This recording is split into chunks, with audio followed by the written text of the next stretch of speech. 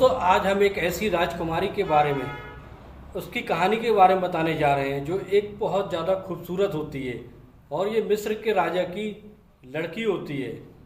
दोस्तों, आप तो मिस्र का नाम पहले से ही जानते होंगे। मिस्र का नाम जो है वो पिरामिड से, मिस्र के पिरामिड है, मिस्र का जो रेगिस्तान है या मिस्र की मम्मी है उनके नाम से जाना जाता है, जो सबसे ज़्यादा फेमस होता है।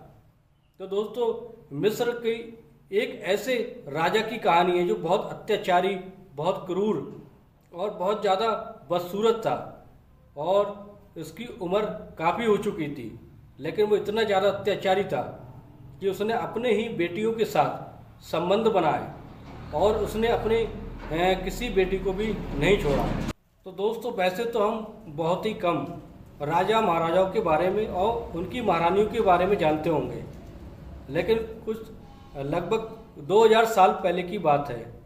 जो राजा था जिसका नाम था अख्यानूतन, जो बड़ा अत्याचारी था। तो उस अत्याचारी राजा की 3 बेटियां थीं और तीनों बहुत ज़्यादा खूबसूरत थीं। सबसे छोटी बेटी थी जो जिसका नाम था अनक्सेना मून, जो सबसे ज़्यादा ही खूबसूरत थी।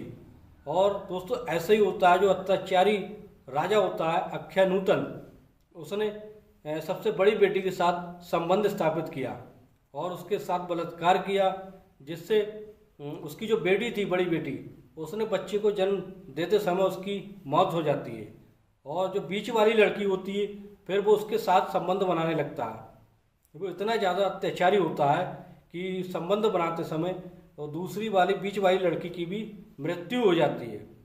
अब बचती है जो छोटी वाली। तो दोस्तों, सबसे छोटी लड़की का नाम होता है अलेक्सा मून ने अपनी ज़िंदगी में इतने ज़्यादा संबंध बनाए होंगे, संबंध स्थापित किए होंगे, ये किसी को ही नहीं पता था। तो दोस्तों, इस तरह से जो अख्यानूतन होता है वो अपनी तीसरी बेटी जो होती है, जिसका नाम होता है अलेक्सा मून के साथ संबंध बनाता है।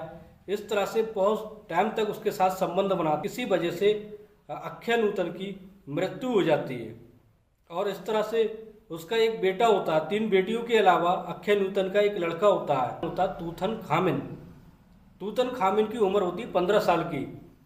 15 साल की एज में वो अब अलेक्सा मून के साथ उसकी शादी हो जाती है।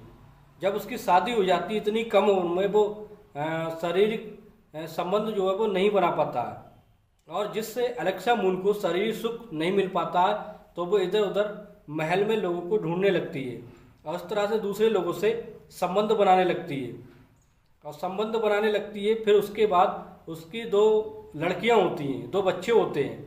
लेकिन जैसे ही ये बात जब उसे इस बात का पता चलता है तूतन खामिन को कि जो बच्चे हैं अलेक्सा मून के, वो उसके नहीं है, किसी और के बच्चे थे, तो वो बच्चों को मरवा देता है।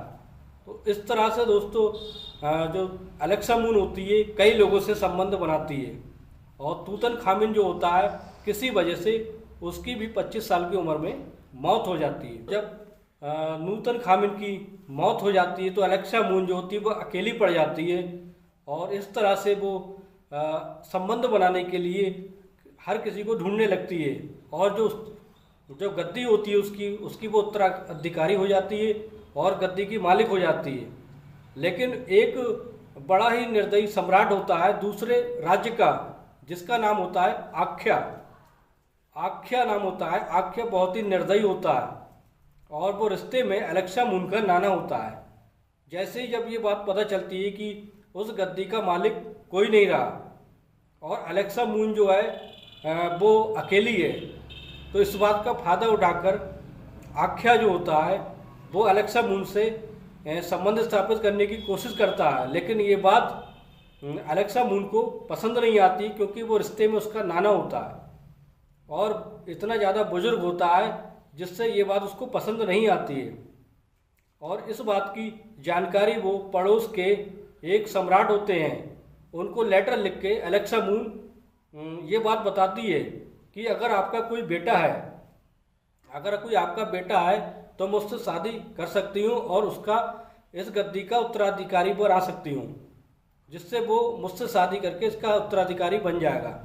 ये बात उस सम्राट को पसंद आती है और वो अपने बेटे को उसको सबसे बड़ा बेटा होता है, उसको वो शादी करने के लिए भेज देता है। लेकिन जो आख्या होता है, एलेक्सा मून का नाना, जो बहुत ज़्यादा खतरनाक होता है, उसको रास्ते में भनक लग जाती है कि वो उस सम्राट का जो लड़का जो शादी करने के लिए जा रहा है, जिससे वो उसकी रास्ते में हत्या करा देता है।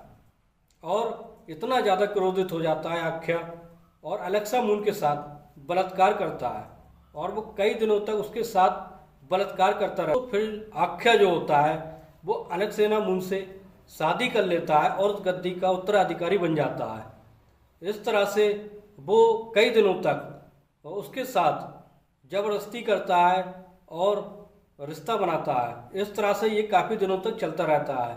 लेकिन अचानक ही एलेक्सा मून की किसी वजह से मौत हो जाती है। लेकिन ये राज ही रह जाता है कि उसकी मृत्यु कैसे हुई थी। ये आज तक कोई नहीं जान पाया कि एलेक्सा मून की जो मृत्यु हुई थी वो किस तरह से हुई थी। तो दोस्तों, एलेक्सा मून जो होती है वो एक ऐसी राजकुमारी, ऐसी खूबसूरत राजकुमारी होती है जिन्होंने अपनी ज़िंदगी में इतने सारे लोगों से संबंध बनाए थे, फिर भी वो अपने जीवन में खुश नहीं रह पाई थी। और उनकी जब मौत हुई थी तो उनकी मौत का राज जो था वो राज ही रह गया। कोई नहीं जान पाया उनकी मौत किस तरह से हुई थी।